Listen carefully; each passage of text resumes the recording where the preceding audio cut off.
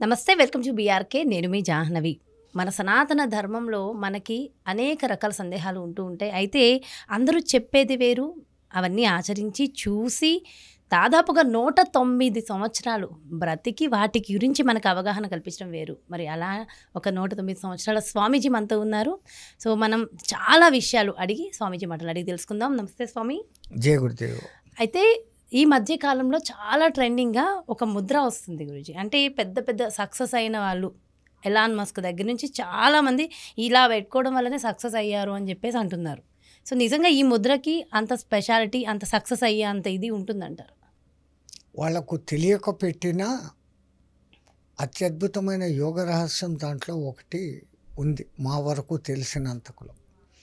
ఒక మాతగారు కూడా సుషుమ్నా క్రియా యోగా అని చెప్తూ దాంట్లో ఈ ముద్రను ప్రాచుర్యంలోకి తీసుకుని వచ్చారు.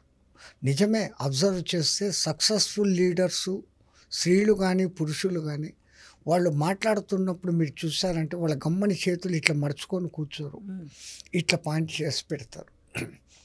అది వాళ్ళకు దాని ఇన్నర్ మీనింగ్ తెలియకుండానే అది చేసేస్తున్నారు. ఇట్లా మడుచుకుని కూర్చోవడం మళ్ళీ వేరే మీనింగ్ వచ్చేస్తుంది. అది వేరే మీనింగ్ వచ్చేస్తుంది. అంటే ఈ అగ్నిని మాత్రం పక్కన పెట్టి 4 భూతాలను కలిపి పెట్టినారు. ఇదొకటి, ఒకదాని మీద ఒకటి పెట్టినారు.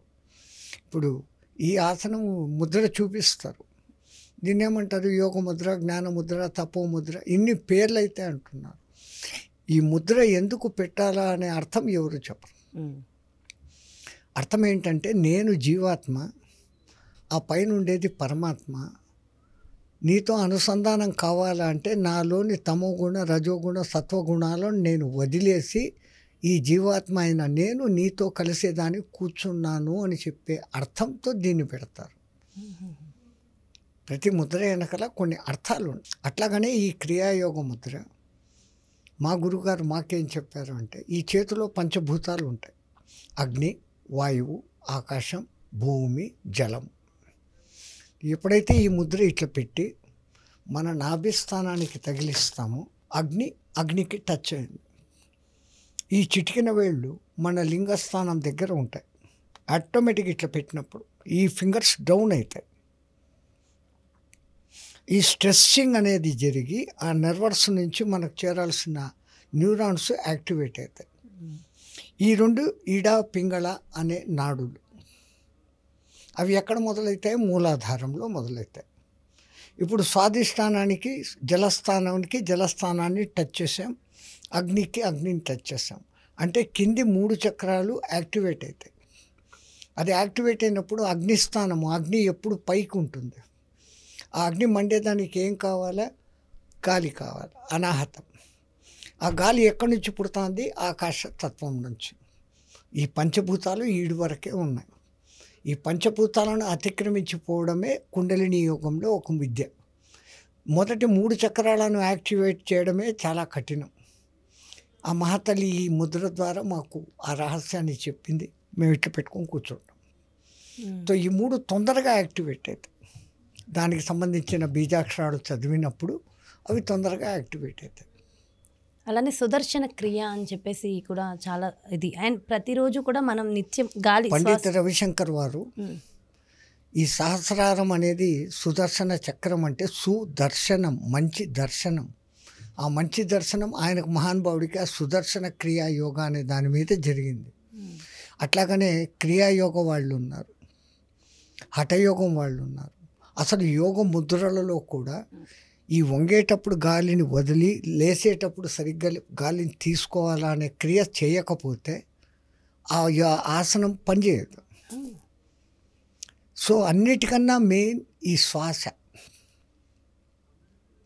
ఈ శ్వాస రిథింలు ఎంత మనం మార్చుకుంటే, ఎంత తక్కువ శ్వాసలు తీసుకుంటే అంత ఎక్కువ కాలం జీవిస్తాం. సైన్సే చెప్తాంది, 21,600 శ్వాసలు ఒకరోజు మనిషికి నిద్రలోనూ మేలుకొని తీసుకుంటున్నాడు. ఆ శ్వాసలను మనం ఈ టెన్షన్లని, కోపాలని, ఆవేశాలని, ఈ విషయంలో ఇంకా ఎక్కువ శ్వాసలు తీసుకొని తొందరగా మన జీవిత కాలాన్ని తగ్గించుకుంటున్నాం. శ్వాసలను ఎంత నియంత్రించుకుంటే, ఎంత తగ్గించుకుంటే మన ఆయుష్ ప్రమాణం అంత ఆటోమేటిక్గా పెరుగుతుంది. డైలీ కూడా 30% శ్వాస మాత్రమే పీలుస్తున్నాం అనేది రీసెంట్గా ఎక్కడో విన్నాను స్వామి. అసలు తీసుకుంటున్న గాలిని మనం వాడుకోవడం లేదు కదా, ఇట్లా తీసుకుంటున్నాం, ఇట్లా వదిలేస్తున్నాం, లోపలికంతా వెళ్ళట్లేదు. ఏదీ లేదు. అందుకే మన యోగులు ఇదంతా కనిపెట్టి బాగా గాలి తీసుకొని గుమ్మిచ్చు అంటే కొంచెం సేపు లోపలే ఉంచు, సో దట్ ఆ లోపల యూటిలైజ్ అయ్యి ఆ తర్వాత కణాలు ఇడిచిపెట్టేటువంటి కార్బన్ డైఆక్సైడ్ని బయటికి వదిలేస్తుంది. ఆటోమేటిక్ జరిగే క్రియ అది. అక్కడ వాళ్ళు అది కనిపెట్టారు. ఏదో తీసుకొని వదిలేస్తే కాదు, తీసుకున్న దాన్ని కాసేపు నిలబెట్టాలి. దాని పూరకము, కుంభకము, రేచకము అనే పేర్లు పెట్టి చేశారు.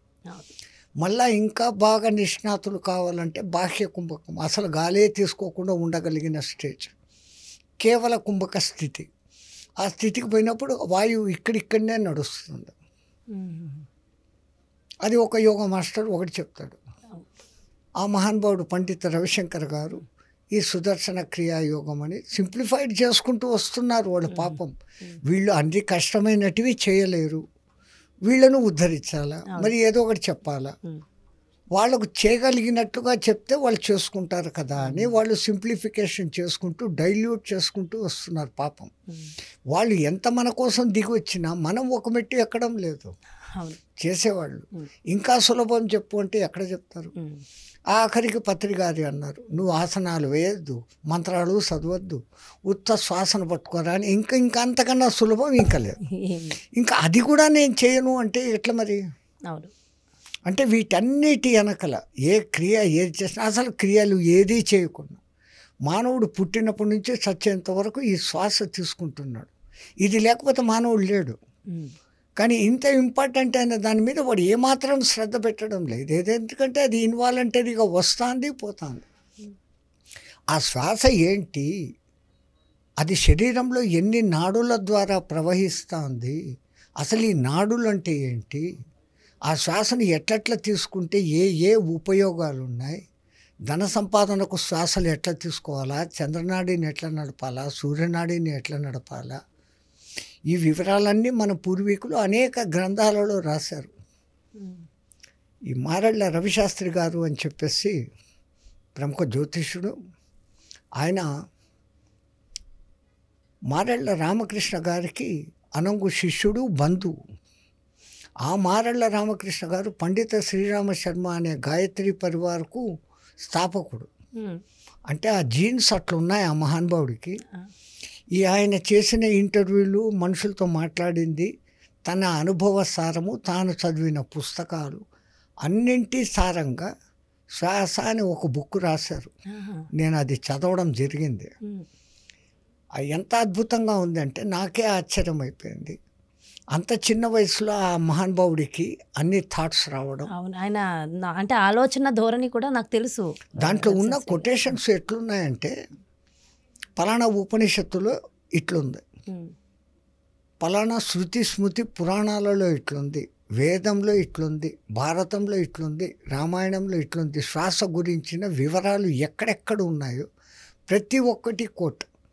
ఆ తర్వాత ప్రముఖ వ్యక్తులు దాని గురించి చెప్పిన ఇంట్రడక్షన్లు, ఏదైనా విషయం కావచ్చు వాటి గురించి ఇవి చెప్తూ ఏ చక్రం నుంచి ఎన్నెన్ని నాడులు పోతాయి, ప్రధానంగా ఉన్న పూష అలంబుష నాడులు ఈ తలకు కండ్లకు ఎక్కడికెక్కడికి కనెక్టివిటీ, దేన్ని ఎట్లా మనం ఆపాదిస్తే మన కంటి జబ్బులు ఎట్లా తగ్గుతాయి, వినికిడి శక్తి ఎట్లా పెరుగుతుంది, ఈ వివరం ఆ వివరం అని లేదమ్మా.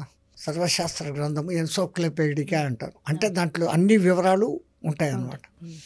అట్లా శ్వాసకు సంబంధించిన ఈ వివరం ఉంది, ఈ వివరం లేదు అని చెప్పేదానికి లేకుండా సంపూర్ణంగా అన్ని వివరాలు 7 భాగాలుగా రాశాడు ఆయన. ఒక్కొక్క వివరణ ఇచ్చుకుంటూ అసలు శ్వాస అంటే ఏంటి. యాక్చువల్ దాని పుస్తకం పుట్టేదానికి మూల కారణము, ఈయన పత్రిజీ గారి దగ్గర ఉన్నప్పుడు శ్వాస గురించి నువ్వు ఏదన్నా రీసెర్చ్ చేసి రాయిరా అంటే 100 పేజీలతో ఒక చిన్న బుక్ రాశారు. దీనికి అథెంటిటివ్ ఏంటి, ఎక్కడ దీనికి మూలం ఉంది, అది తెలుసుకొని నువ్వు రాయని అప్పుడెప్పుడో చెప్పారంట 7-8 ఏళ్ల కింద. ఆ గురువు చెప్పిన మాట ఈ శిష్యుడు గట్టిగా పట్టుకున్నాడు. ఒక్కొక్కటి సమీకరిస్తూ దాన్ని బుక్ రూపం తెచ్చేసరికి 7.5 ఏళ్ళు పట్టి ఇప్పుడు అది ఒక బుక్ రూపంకి వచ్చేసింది. మొన్న కంచి స్వామి వారి చేత దాన్ని ఓపెనింగ్ కూడా జరిగింది. ఓకే. ఆయన ఆ పుస్తకాన్ని ఇంకా చదువుతూ తన విద్యార్థులందరికీ ఇది పాఠ్యగ్రంథంగా పెట్టిస్తున్నాడంట. అంతటి యోగానికి సంబంధించి శ్వాసయోగము, లయయోగం అంటారు, దాన్ని స్వరయోగం అంటారు. ఆ స్వరయోగులందరికీ కూడా ఇది అద్భుతంగా పనిచేస్తుంది. ఓకే. నిజంగా అంటే చాలా మంచి ఆలోచన, చాలా బాగుంది. అలాగే స్వామి, పండగల గురించి ఒక్కసారి మాట్లాడుకుందాం. మన హిందువులలో ముఖ్యంగా ఇన్ని పండగలు ఉన్నాయి. అంటే ఒక్కొక్కసారి అనిపిస్తూ ఉంటుంది, అబ్బా పండగలకు సెలవులు వస్తాయి కదా అని హ్యాపీగా ఉంటుంది, కానీ ఇన్ని పండగలు అసలు ఎందుకు ఉన్నాయి? మరి వేరే మతాలతో చూస్తే వాళ్ళకి 1-2 పండుగలు తప్ప ఎక్కువ ఉండవు. మనకెందుకు ఇన్ని పండుగలు? దాని వెనక ఏమైనా ప్రత్యేకమైన ఆంతర్యం ఉంటుందా? మనకే కాదు, ఒకప్పుడు ఈ మానవాళి అంతా ఒక్కటే. ఏ మతాలు ఎవరు ఏది వేరేగా లేనప్పుడు, అందరూ ఒకటిగా ఉన్నప్పుడు, వాళ్ళ పూర్వీకులు పెద్దలు అందరూ బాగుండాలి అని ఈ సీజన్లో ఈ దొరికే పండ్లతో ఈ పనులు చేసి తింటున్నప్పుడు వాడికి ఆరోగ్యం బాగుంటుంది, ఈరోజు ఇది చేసుకో, ఈరోజు ఇది చేసుకో అని చెప్పారు. ఇది ఆరోగ్యపరంగా. అంతర్గత రహస్యం ఏంటంటే, మీ తెలుగులో ఉన్న భాషా సౌందర్యము. నువ్వు పండుగ చేసుకో, నిన్ను నువ్వు పండుగ చేసుకో. పండుగ చేసుకో కాదు, నిన్ను నువ్వు పండుగ చేసుకో. అంతా అర్థం. మామిడి పండు ఉందమ్మా, అది ముందు మొగ్గ రాలిపోవచ్చు, మొగ్గ విచ్చుకొని పువ్వు కావచ్చు. పువ్వు ఉంటుందో పోతుందో గ్యారంటీ లేదు.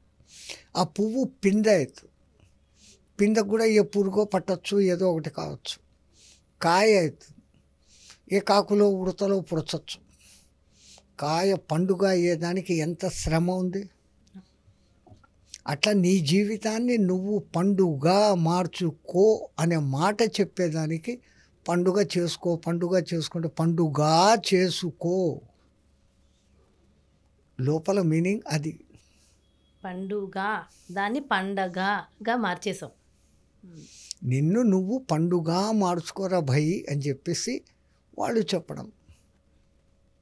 అందుకే మనకు రోజు పండగే, ప్రతిరోజు పండగే.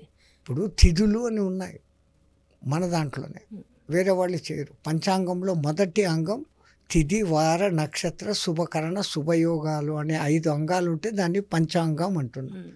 ఈ పంచాంగం నడచాలంటే ఆ రోజు తిథి ఏమి అనేది చూసి తీరాలి. జగన్మాత శ్రీచక్రంలో కూడా షోడశదళ పద్మంలో ఈ తిథులే ఉంటాయి. ఈ తిథులు ఉండేదానికి కారణం ఏమంటే, మన వాళ్ళ నాలెడ్జ్ చూడండి. చంద్రుడు స్వయం ప్రకాశకుడు కాదు. సూర్యుడి నుంచి రోజు ఒక కళ చంద్రునికి వచ్చి చేరుతూ అమావాస్య నుంచి 15 కళలు వచ్చినప్పుడు 15 తిథులు అయితే అప్పుడు 16వది పూర్ణ కళ, అప్పుడు పౌర్ణమి. మళ్ళీ ఆ నుంచి క్షయం అవుతున్నాయంటే ఈ వచ్చిన కళలు వెనక్కు రిటర్న్ పోతూ ఉంటాయి. చంద్రునిలో నిత్య కళ అనేది ఒకటి ఉంటుంది. అది తిథుల వెనక ఉన్న రహస్యం. ఇప్పుడు పాడ్యమి ఉంది, అది వెంటనే మనకేం గుర్తొస్తుంది? బలిపాడ్యము గుర్తొస్తుంది. అంతటి ప్రహ్లాదునికి మనవడిగా ఉన్నవాడు, అంత విష్ణు భక్తుడు. ఆ రాక్షస రాజ్యంగా ఉండటం మూలంగా కొన్ని ఉన్న రాక్షస బుద్ధులు ఆయనకు ఇంకా మంచి ఉన్నత పదవి ఇయ్యాలని విష్ణు పరమాత్మ వాడిని సుతలానికి అతలానికి లోపలికి తొక్కేశాడు. ఆ రోజు బలిపాడ్యమి. దీపావళికి అది కూడా ఒక కారణం. అమావాస్య తర్వాత అమావాస్య పండగే, పౌర్ణమి పండుగ. ఎందుకంటే నిండు అమావాస్య నిండు పౌర్ణమి ఒప్పొద్దు మన మనసుల మీద ప్రభావం చంద్రుడిది ఎక్కువ ఉంటుంది. పౌర్ణమి అమావాస్యలోనే సముద్రంలో ఆటుపోట్లు జరుగుతాయి. మనుషులలో భావోద్వేగాలు ఆ 2 రోజులే ఉంటాయని సైంటిఫికల్గా జైల్లో ఉన్నటువంటి ఖైదీలను విచారణ చేసి వాళ్ళు ఏ రోజు నేరం చేశారు అంటే 90% నేరాలు పౌర్ణమి రోజన్నా ఉంటుంది, అమావాస్య రోజన్నా ఉంటుంది. దొంగతనాలు, హత్యలు. అంటే చంద్రుడు మనసోజాయత అని మన వాళ్ళు ముందే అన్నారు. ఆ మనస్సు మీద చంద్ర ప్రభావం ఉండి వాళ్ళు కొంచెం ఓవర్ యాక్టివిటీగా పనిచేస్తారు. అందుకే పౌర్ణమి రోజు, అమావాస్య రోజు బాగా ఉపవాసం ఉండి పూజలు చేసుకో. ఆ రోజు ఆ థాట్స్ రాని ఎక్కువ, చెడు ఆలోచనల మీదకి వెళ్ళకండి అని దాని రెండింటిని కూడా పండగలుగా పెట్టేశారు. అమావాస్య పౌర్ణమి చేసుకొని తీరాలా అంటారు. అదట్లా. ఇంకా తర్వాత అమావాస్య నుంచి ఫస్ట్ పాడ్యమి వస్తుంది. పాడ్యమికి ఇంత కథ. ద్వితీయ యమద్వితీయ.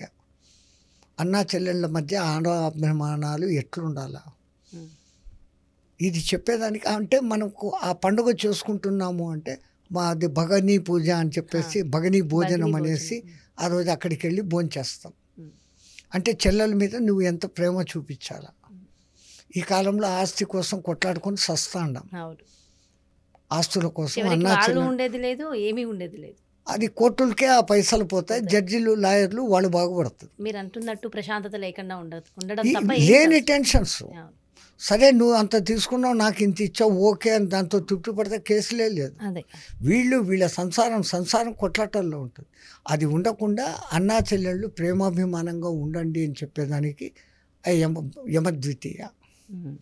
తృతీయ అక్షయ తృతీయ అని అట్ల తద్ది అని చెప్పేసి ఆ రోజు అందరూ అట్లు చేసుకొని ఒకళ్ళకొకళ్ళు పంచుకోవడం. అంటే అందరిలో సామూహికంలో ఐకమత్యం తీసుకొని రావడం.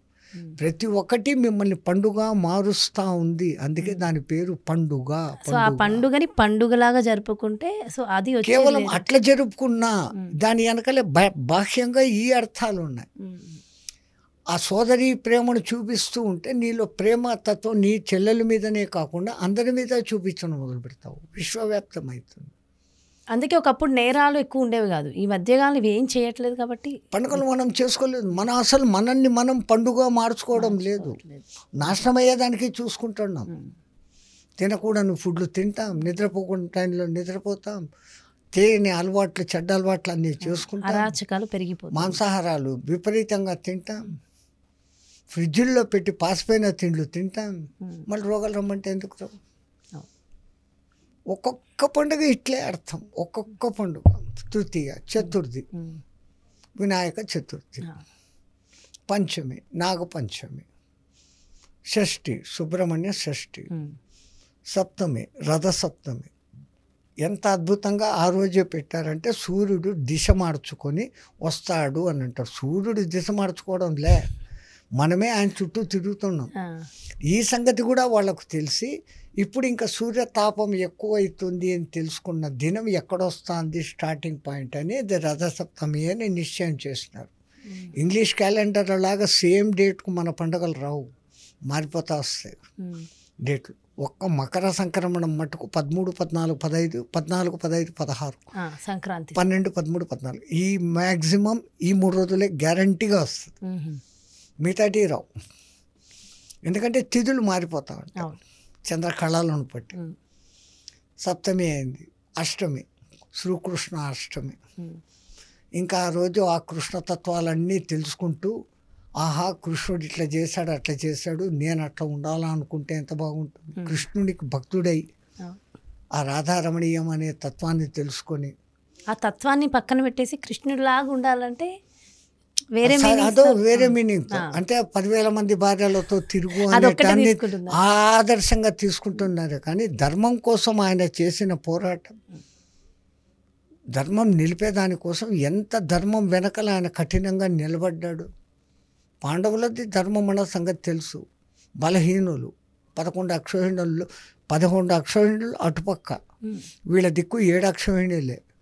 అతి దిక్కు అతిరథ మహారథులు భీష్ముడు, కర్ణుడు, శల్యుడు, కృపాచార్యుడు, ద్రోణుడు, ఇంతమంది మహారథికులు ఉన్నారు అక్కడ.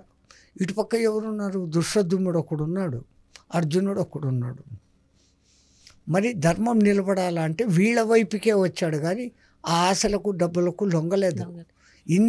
ఈ మంచి లక్షణాలన్నీ చూడకుండా ఉమనైజింగ్ చేసుకునే దానికి మటుకు కృష్ణుని ఆదర్శంగా తీసుకుంటున్నాను. తీసుకోవాల్సింది ఆ రాముడిని ఆదర్శంగా తీసుకోవడం. ఒకే బాణం, ఒకే పత్ని, ఒకటే మాట. అది తండ్రి మాట కోసము అంతటి వయస్సులో రాజ్యం చేతికి రేపు పొద్దున అని చెప్పి సాయంత్రానికంతా రేపు నువ్వు అడవులకు పోవాలి, రాత్రికి పోవాలంటే అప్పుడు అదే చిరునవ్వు, ఇప్పుడు అదే చిరునవ్వు. అది రామతత్వం. సోదరుల ఏడల ఎట్లుండాలి, ప్రజల ఏడల ఎట్లుండాలి, అది రామతత్వం. ఆ విధంగా నువ్వు ఉండు. కృష్ణుడు చెప్పింది పాటించు. భగవద్గీతలో ఏమి కృష్ణుడు చెప్పినాడో దాన్ని పాటించు. కృష్ణుడు లాగా నువ్వు ఉండవు. అష్టమి, నవమి శ్రీరామ నవమి, దశమి విజయదశమి. ఒక్క దశమిలో ఎంత అర్థం ఉంది. దశమి అంటే కనుక నీ దశ ఇంద్రియాలు వాటిని నువ్వు శుద్ధంగా పెట్టుకో. నీ మనస్సుతో 10 రకాల పాపాలు చేస్తావు. దశహర 10 పాపాలను హరించు అని. దాన్ని దసరా సరదాగా మార్చుకున్నారు. దశహర నా దశను మార్చు, నాలోని 10 పాపాలను పోగొట్టు. మీరు ఎప్పుడైనా గంగా స్నానానికి వెళ్తే అక్కడున్న పండాలు ఒక మంత్రం చెప్తారు. నమక్ గంగాయే విష్ణు పాదోద్భకావయ్యే శివ జటాజూటధరియే గంగావై మమ దశ పాపాని హరాయై స్వాహ అని చెప్పు మునుగు అంటారు. మనస్సు ద్వారా 4 పాపాలు చేస్తాం. ఈర్ష, ద్వేషం, అసూయ, పగ. శరీరం ద్వారా దొంగతనము, వ్యభిచారము, హింస, ఈ 3 7. వాక్కు ద్వారా అబద్ధపు సాక్ష్యాలు చెప్పడము, అబద్ధాలు ఆడడము, తను తాను పొగుడుకోవడం, ఎదుటి మనిషిని విమర్శించడం. ఈ 10 రకాల పాపాలు నేను చేస్తున్నమ్మా మనోవాక్కాయాలతో, వాటిని హరింపచేయి తల్లి అని మునుగుతున్నాం అక్కడ. ఆ మాట కోసం దసరా. ఆఖరికి ఇది ఇప్పుడేమో సరదా అయిపోయింది. దసరా అంటే అదేదో అదే దసరా ఎంజాయ్ చేసే పండగ. ఆ 2 కూడా అమ్మవారికి 2 నవరాత్రులు జరుగుతాయి. శరన్నవరాత్రులు, ఇంకో నవరాత్రులు. ఇప్పుడు కొత్తగా ఇంకోటి వారాహి నవరాత్రులు పుట్టుకొని వచ్చాయి. ఎందుకంటే ఈ మనిషి ఆశాజీవి. ఏదో కొత్త దేవత నాకు తొందరగా వశమవుతుంది అంటే దాని వెనకాల పడిపోవడం. కొత్తగా పుట్టుకొచ్చినాయి అని అంటారు, శాస్త్రంలో లేవంటారా? ఉంది, కానీ ఆమెకు నవరాత్రులు చేసేంత శక్తి మానవుడికి లేదు. ఆ కాశీలో ఉన్న గుడిలోకి మీరు 5 నిమిషాలు ఆమె ఎదురుగా నిలబడలేరు. ఈ రోజుకు విగ్రహానికి ఎదురుగా మీరు 5 నిమిషాలు నిలబడలేరు. అక్కడ ఆ ప్రచండమైనటువంటి శక్తిని మనం తట్టుకోలేము. అటువంటి తల్లిని జనబాహుళ్యాలకు లాక్కొని వచ్చేస్తున్నారు. వారాహి గుడి ఉండాలంటే దానికి పద్ధతులు ఉన్నాయి. అంత లోతులో లోపల విగ్రహం ఉండాలా, వెళ్ళాలా, దిగాలా, కిటికీలోంచి చూసుకోవాలా, వచ్చేయాలి. పూజారి కూడా కొన్ని పర్టికులర్ టైమ్స్లోనే లోపలికి పోయి బయటకు వస్తాడు. అంత శక్తివంతమైన తల్లి. తట్టుకోలేము ఆ శక్తిని. మరి ఏమైనా అనర్థాలు జరుగుతాయి ఇవాళ రేపు? అంతా అది గోప్యం పక్కన పెట్టేసి మొత్తం ఓపెన్ అయిపోయి బ్రహ్మం గారు పాత దేవుళ్ళు మూలపడేరు, కొత్త దేవుళ్ళు పుట్టుకొచ్చారు అన్నాడు. అని వాళ్ళకు అంతా ద్రష్టలు, వాళ్ళకు తెలియని సంగతి లేదు. వాళ్ళేమో చెప్తూనే ఉన్నారు, మనం అదే చేస్తూనే ఉన్నాం. దసరా వెనకల అంత అర్థం. మళ్ళీ ఏకాదశి తర్వాత వచ్చేది ఏక ఆదేశి. నీ 10 ఇంద్రియాలకు కారణభూతమైన మనస్సును ఒక్క లైన్లో పెట్టు. ఆ రోజు ఉపవాసం ఉండడం అంటే కేవలము కడుపుకే ఉపవాసం కాదు, కండ్లకు ఉపవాసం, ముక్కులకు ఉపవాసం, నోటికి ఉపవాసం, చెవులకు ఉపవాసం, మానసిక ఉపవాసం అది ఉండాలి. కానీ లోపలేమో పిచ్చి పిచ్చి ఆలోచనలు చేసుకుంటూ ఒక్క రామకృష్ణ అనుకోకుండా గమ్మని కూర్చున్నాను నేను. లోపల ఆలోచనలేమో చేస్తూనే ఉన్నావు. మాట్లాడలేదు నేను, మౌనంగా ఉన్నా. నువ్వు మౌనంగా ఉన్నావు. నీ కళ్ళు చూస్తాండే, చెవులు వింటాండే, ముక్కులు వాసన పడతా ఉంది. లోపల ఆలోచనలు చేస్తూనే ఉండవు. వీటన్నిటినీ కూడా ఏక ఆదేశం ఇచ్చి అన్నిటికీ ఒకటే ఆదేశం ఇయ్యి అని చెప్పడమే ఏకాదశి. ద్వాదశి చిలుకు. ద్వాదశి ఏం చిలుకుతాండవు? నీలోని పాపము పుణ్యము, నీలోని మంచి చెడ్డ అనేదాన్ని ఆ రోజు చిలుకు. నేను చేస్తున్నది మంచా చెడ్డ అనే చూడు. తెలుసుకొని చెడ్డ అనేదాన్ని వర్జించేసి మంచి అనేదాన్ని తీసుకో. చిలుకు ద్వాదశి తత్వం. అదేదో రాక్షసులు దేవతలు పాల సముద్రంలో చేశారు. ఎక్కడ ఉంది పాల సముద్రం? పాల సముద్రం, పాల భాగం అంటామే, అది పాల సముద్రం. అక్కడ గ్రే మ్యాటర్ ఉంటుంది అని చెప్పి సైంటిస్టులు కూడా అంటున్నారు. తెల్లని మ్యాటర్ ఉంటుంది. అక్కడ జరిగే మదన. What I'm doing good, what I'm doing bad, how I should have to behave myself, నేను ఎలాగ ఉండాలి, ఆ మదన చేయి. అది చిలుకు ద్వాదశి. త్రయోదశి శని త్రయోదశి. అక్కడున్న గ్రహం మా మీద పనిచేస్తుందా అనే పిచ్చి ప్రశ్న వేస్తారు. మానవ దేహంలోనే ఆ నవగ్రహాల ప్రభావం పడేదానికి కనపడని షట్చక్రాలు అని ఏది అంటున్నామో 7 చక్రాలు ఆ ఒక్కొక్క గ్రహంతో అవి లింక్ అయి ఉన్నాయి. శని గ్రహం మన మూలాధారానికి అధిపతి. విసర్గమన సరిగ్గా లేకపోతే అన్నిటికన్నా రోగాలు వచ్చేది అక్కడే కారణం. డైజెషన్ సరిగ్గా కాకపోతే విసర్గన సరిగ్గా జరగదు. తో ఆ శని ప్రభావానికి తగినట్లు కొన్ని ఆసనాలు ఉన్నాయి. ఆఖరికి ఆసనాలలో మలాసనం అనే పేరు కూడా ఆసనం ఉంది. అన్ని రకాలుగా మన వాళ్ళు ఆలోచించి ఈ పద్ధతులన్నీ పెట్టినారు.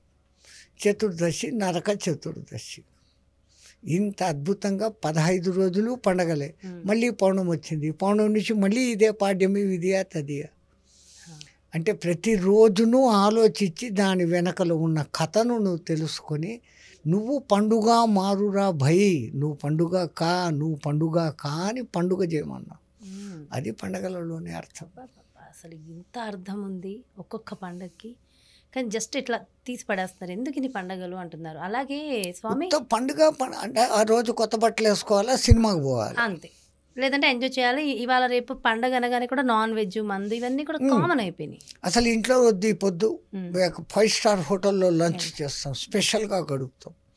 ఆ రోజు భగవన్నామ స్మరణ చేసుకుంటూ ఈరోజు నేను కనీసం ఈ పండుగ రోజు నేను పండుగ మారేదానికి ఏమి చెయ్యాలా అనే ఆలోచన చేసుకుంటే ఎంతో కొంత మార్పు ఉంటుంది. అలాగే ఈ మధ్యకాలంలో ఎక్కువగా వింటున్నాం, దేవుణ్ణి నమ్మే వాళ్ళకే ఎక్కువ కష్టాలు వస్తున్నాయి, సో మేము దేవుణ్ణి నమ్మము అని ఎక్కువ అంటున్నారు. మీరేమంటారు దాని గురించి? ఖచ్చితంగా. ఎందుకంటే మనం ఎప్పుడైతే కొలుస్తున్నామో దేవుడికి కూడా కన్ను మన మీద పడుతుంది. కానీ మన మీద పడిన వెంటనే ఆయన మన లిస్టు చూస్తాడు. ఆయన చూసేది 2, పాపము పుణ్యము. గత జన్మల్లో ఏమేం చేశాం, గత జన్మలో చేసింది ఈ జన్మలో అనుభవించాలా అంటే మనం కొంచెం పుణ్యకారాలు కూడా చేస్తుంటాం కాబట్టి కాలు ఇరిగిపోవాల్సింది చోట కాల్లో ముళ్ళన్నా గుచ్చుతాడు. అది ఏదో ఒకటి తీరాలి కదా. అప్పు తీసుకున్నామమ్మా, కొంచానికి కొంచెమన్నా రిటర్న్ ఇవ్వాలి కదా, వడ్డీ ఇవ్వకపోతే అసలన్నా ఇవ్వాలి కదా. అట్లా దాన్ని పర్వను రెడ్యూస్ చేస్తాడు. ఈ రెడ్యూస్ చేసేదానికి ఉపయోగపడే స్వామి ఎవరు? శనేశ్వరుడు. మానవునికి ఏ విధంగా కష్టాలు వస్తాయి? 3 రకాలుగా వస్తాయి. 1 జబ్బులు, 2 ఆర్థిక ఇబ్బందులు, 3 అవమానాలు. మనిషికి ఈ 3 రూపాలలోనే ఎట్లో ఒకట్లా ఏదో ఒక ట్రబుల్ వస్తుంది. ఆ ట్రబుల్ వస్తుంది అంటే మన కర్మలను ఆయన కడిగేస్తున్నాడు. ఏ ఇబ్బంది మనకు కలిగినా దేవునికి ముందు థ్యాంక్స్ చెప్పుకోవాలి. ఎందుకంటే నా ఒక కర్మను కడిగేస్తున్నావు, నీ కళ్ళు నా మీద పడినట్లుంది, తొందరగా పూర్తిగా కడిగేసుకుంటే నేను తొందరగా నీ దగ్గరికి చేరుకుంటాను, థ్యాంక్ యూ అని కోరుకునేదానికి అర్థంతో పెడతారు.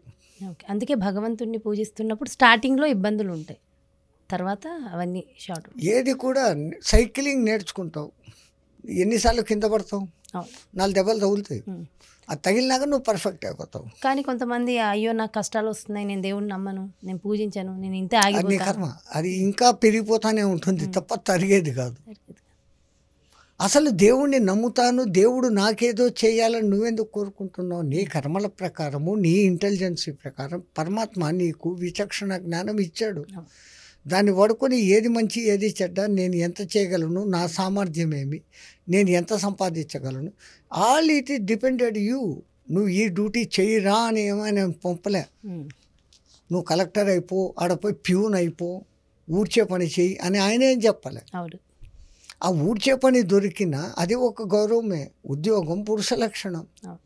ఉద్యోగంగా దాన్ని స్వీకరించి ఆ 8 గంటల డ్యూటీ, ఆ ధర్మం నిర్వర్తించు, బయటకు వచ్చే నువ్వుగా ఉండు. మొన్న ఎప్పుడో ఇంతకుముందు ఒకసారి నేను కేరళకు పోయినప్పుడు అక్కడ మున్సిపల్ కమిషనరు ఈ యోగా గురించి మాట్లాడుతూ ఆఫీస్కి రమ్మన్నాడు. వెళ్ళి కూర్చుంటే ఆడ ఇన్ని అప్లికేషన్లు ఉన్నాయి. ఏంటి స్వామి ఇన్ని ఉన్నాయంటే అవన్నీ ఎంఏ డబుల్ఎంఏలు స్వామి. స్వీపర్ పోస్టులకు 6 పోస్టులకు అప్లికేషన్లు పెడితే 600 అప్లికేషన్లు వచ్చాయి. 3 పోస్టులకు 600 డబుల్ఎంఏ అప్లికేషన్లు వచ్చాయి. మరి ఆ చదువుకున్న వాళ్ళు నేను ఇంత చదివాను ఊడ్చడం ఏమని దాన్ని చిన్న చూపు చూడడం లేదు. ఉద్యోగం పురుష లక్షణం, అదొక డ్యూటీ.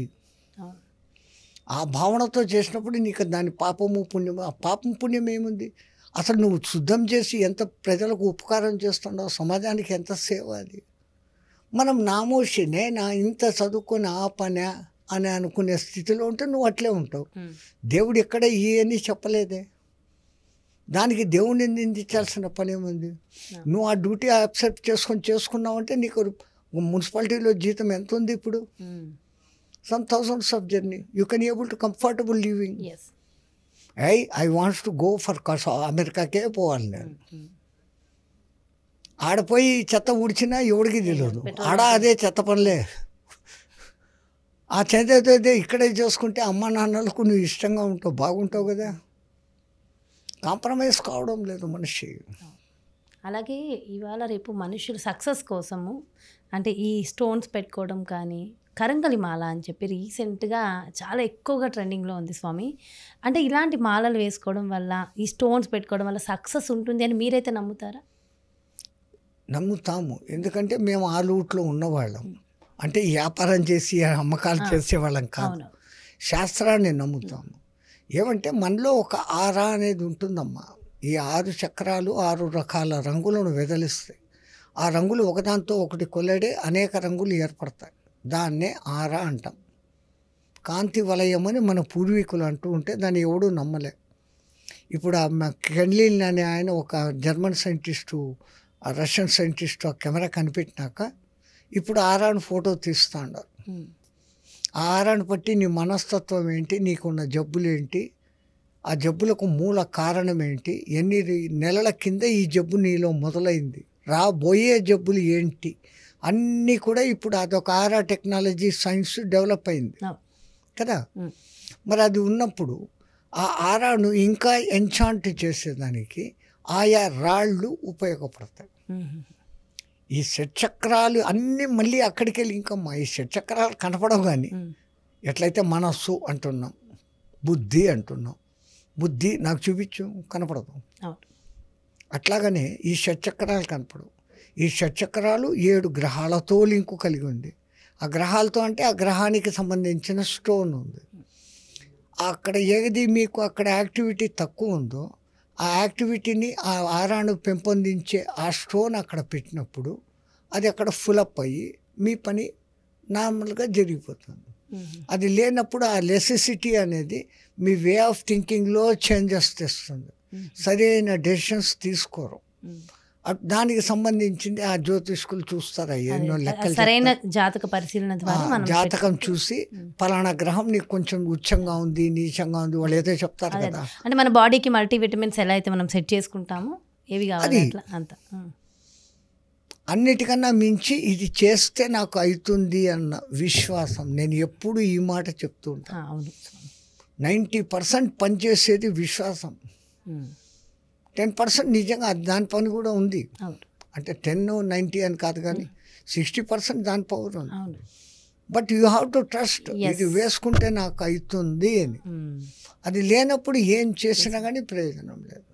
స్టోన్స్ గురించి మరి కరంగలి మాల గురించి ఒక్కసారి మీ మాటల్లో చెప్పరా? ఈ సుబ్రహ్మణ్య తత్వాన్ని గురించి చేస్తూ నవపాషాణాలతో చేసినటువంటి ఆ స్వామి విగ్రహం అంత శక్తివంతమైంది. అక్కడ ఈ కరంజీ మాలలు తయారు చేస్తారు. ఇంకొన్ని మాలలు ఎట్లుంటాయంటే ఈ అగ్నిపర్వత లావా వచ్చినప్పుడు కొన్ని శిలలు వస్తాయి, కఠినంగా కాకుండా మెత్తగా కాకుండా, వాటిని మిషన్లో వేసి గోల్ చేసి చేస్తుంది. ఈ కరంజమాల అంటే ఈ మళ్ళీ కూడా ఈ షట్చక్రాలను యాక్టివేట్ చేస్తుంది. అదే కనపడని విధంగా వాటిలో నుంచి వైబ్రేషన్స్ వస్తుంటాయమ్మా. You cannot able to see it. అంటే సైన్స్గా మీకు దాని నుంచి వచ్చే కిరణాలు అనేటివి మీకు కనపడవు. కొన్ని ప్రత్యేకమైన మిషన్లలో చూస్తే అవి కనపడుతున్నాయి, ఉన్నాయి. సో ఆ విధంగా చూసి yes it is emitting something, but they don't know what it is emitting, how it is rectifying, మనుషులకి ఎట్లా మార్పులు చేస్తుంది. ఇంతవరకు సైన్స్ ఆ లెవెల్కు రాలే, వస్తుంది ఇంకొన్నాళ్లకు. అది కూడా కనుక్కొని ఎస్ మీరు చెప్పింది కరెక్టే, రాయి పెట్టుకుంటే నీ బుద్ధి మారిపోతుంది. అంతకు ముందు రాని థాట్స్ అది పెట్టుకున్నాక వస్తుంది. అంత మీకు అది లోపంగా లోపల ఉన్నప్పుడు మీకు ఆ థాట్స్ రాలే. ఇప్పుడు ఇది పెట్టుకున్నాక కొత్త థాట్స్ వచ్చింది. ఇంతకుముందు అంతా నాకు ఇట్లయింది అని ఎందుకు అయింది అన్న క్వశ్చన్ పుట్టినప్పుడు మీకు మీరే రెక్టిఫై చేసుకుంటారు. Oh somewhere I'm doing something wrong, I should have to change my attitude should have to change my mood, ఇట్లా అనుకున్నప్పుడు దానికి ఫలితం ఉంటుంది. సో ఖచ్చితంగా మనిషి జీవితంలో మార్పులు వస్తాయి. నరదృష్టిని మీరు నమ్ముతారా స్వామి? నరదృష్టి ఉంటుందా? చెప్తారు కదా పాతకాలంలో నరుడి కంటికి నలరాయి అయిన పగులుతుంది. ఆయన భవిష్యత్తు రాసినారు కదా వీరబ్రహ్మేంద్ర స్వామి. ఆయన శిష్యుడు వాళ్ళిద్దరు రోడ్డు మీద పోతూ ఉంటే నవాబ్ వస్తూ ఉంటాడు. వీళ్ళు నమస్కారం పెట్టకుండానే పోతూ ఉంటే రాజు వాళ్ళని సభలోకి పిలిచి, నేను నవాబ్ కదా, నువ్వు ఎంత పెద్ద యోగి భోగి అయితే అవుతుంది, నాకెందుకు నువ్వు నమస్కారం పెట్టలేదు అంటాడు. అయ్యా నా నమస్కారం వద్దు, పెట్టకూడదు అంటాడు. ఎందుకు పెట్టకూడదు అంటాడు. ఏమన్నా జరగచ్చయ్యా అంటాడు. వినరు. అప్పుడు సిద్ధునికి చెప్తాడు, అరే సిద్ధ, ఆయనకు నమస్కారం పెట్టాలంటే దాని అర్థం ఏందో చెప్పు అంటాడు. సరే స్వామి, గురుగారు, రాజా, నీకు పెట్టే ముందర అక్కడున్న రాయికి నేను నమస్కారం పెడతాను అని చూడు అని దాని దిక్కు తిరిగి నమస్కారం పెడతాడు. ఆ రాయి పటేల్ మన పగిలిపోతుంది. అప్పుడు తిరిగి రాజా నీకు పెట్టమంటావా అంటాడు. రాజు నాకు వద్దురా బాబు, పెట్టాల్సిన పనే లేదు అంటాడు.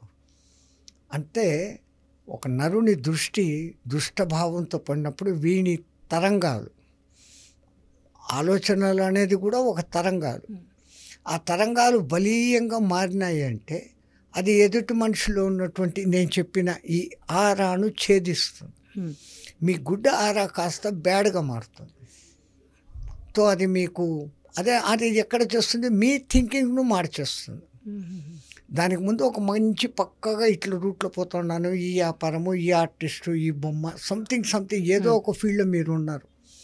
వీడి మాటికి అట్లా 10 మంది చూడటంతో ఈ ఆరాలో వచ్చిన తేడా, మీ ఆలోచనలో తేడా వచ్చి ఒక కలర్ వాడాల్సింది ఒక కలర్ వాడేస్తాడు చిత్రకారుడు, ఒకవాడు చెప్పాల్సింది ఇంకోవాడు చెప్తాడు నటకుడు, నాయకుడు, what ever it may be. వాడికి తెలియకుండా ఆ ఇది వచ్చేస్తాయి. సో దాన్ని రెక్టిఫై చేయాలంటే మళ్ళీ ఆ దృష్టి పడకుండా రిఫ్లెక్ట్ చేసి పంపేటట్లుగా కొన్ని రాళ్ళు, గ్రహాలు ఇవన్నీ ఉన్నాయి, కొన్ని పూజలు అవి చేసినప్పుడు వీటిని వీళ్ళ దృష్టిని మళ్ళీ రిఫ్లెక్ట్ చేసి పంపించేస్తాయి. ఓకే, డైవర్ట్ చేస్తుంది వీటి సైడ్కి. అప్పుడు వాడి మీద దాని ప్రసారం జరగదు, దృష్టి ప్రసారం జరగదు. అందుకే ఆఫీసులలో ఫలానా చోటి ఈ అద్దం పెట్టుకోండి అంటారు. ఆ వచ్చిన వాడు బ్యాడ్ నెగిటివ్ ఆలోచనతో వచ్చిన వాని అద్దంలో వాని ముఖమే పడి అది మళ్ళీ వానికి రిఫ్లెక్ట్ అయిపోతుంది.